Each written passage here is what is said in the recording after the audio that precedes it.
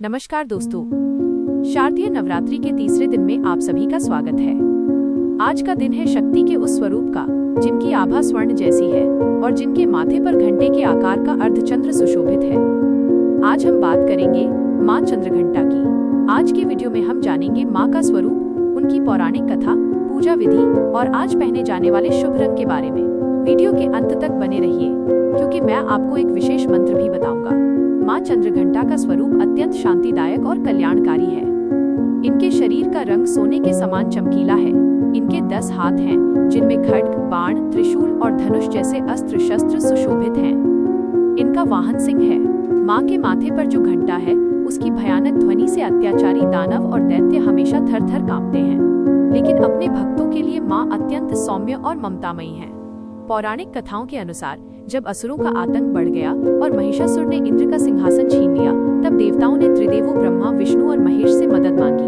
क्रोध से देवताओं के शरीर से जो ऊर्जा निकली उससे माँ चंद्रघंटा प्रकट हुई। जब युद्ध भूमि में माँ पहुंची तो उनके माथे पर स्थित घंटे की भीषण ध्वनि से आधे राक्षस तो मूर्छित होकर गिर पड़े। उन्होंने अपनी वीरता और पराक्रम से महिषासुर की विशाल सेना का संहार किया। माँ का ये रूप हमें सिखाता है कि शांत रहना अच्छी बात है, लेकिन बुराई के सामने दहाड़ना भी उतना ही जरूरी है।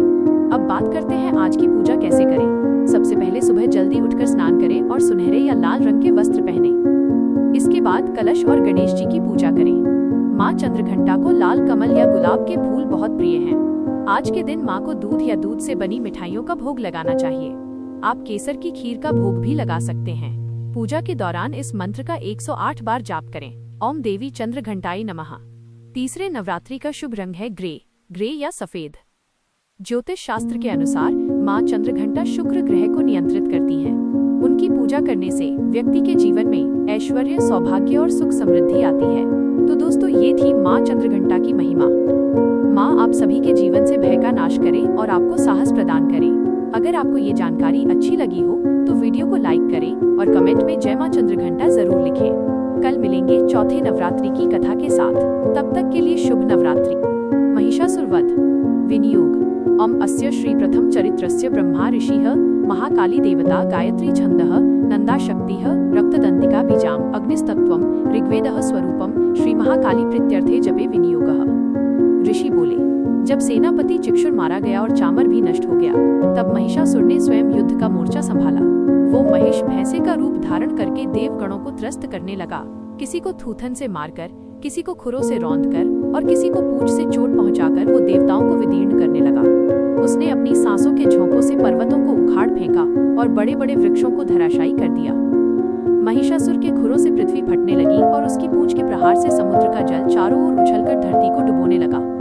उसके सींगों से टकराकर बादलों के टुकड़े टुकड़े हो गए।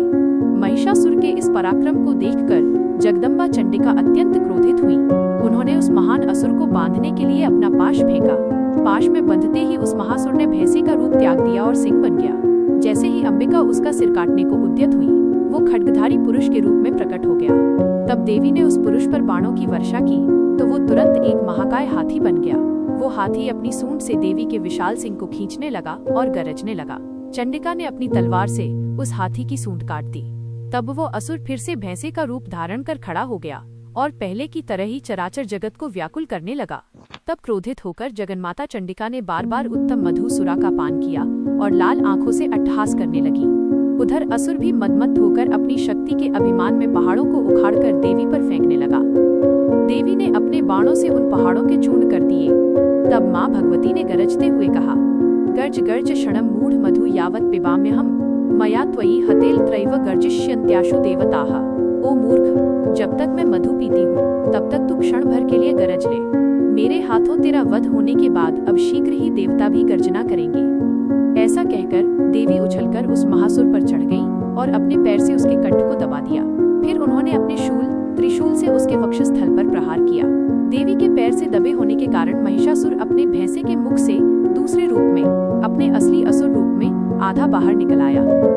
अभी वो आधा ही बाहर निकल पाया था कि देवी ने अपनी तीक्ष्ण तलवार से उसका सिर धड़ से अलग कर दिया। हाहाकार करती हुई असुर सेना भाग खड़ी हुई और समस्त देवता अत्यंत प्रसन्न हो गए। देवताओं ने दिव्य ऋषियों के साथ मिलकर देवी की स्तुति की, गंधर्व गान करने लगे। और अप्सराएं नृत्य करने लगी। इति श्री मार्कंडेय पुराणे सावर्णिके मन्वंतरे देवी माहात्म्ये महिषासुरवधो नाम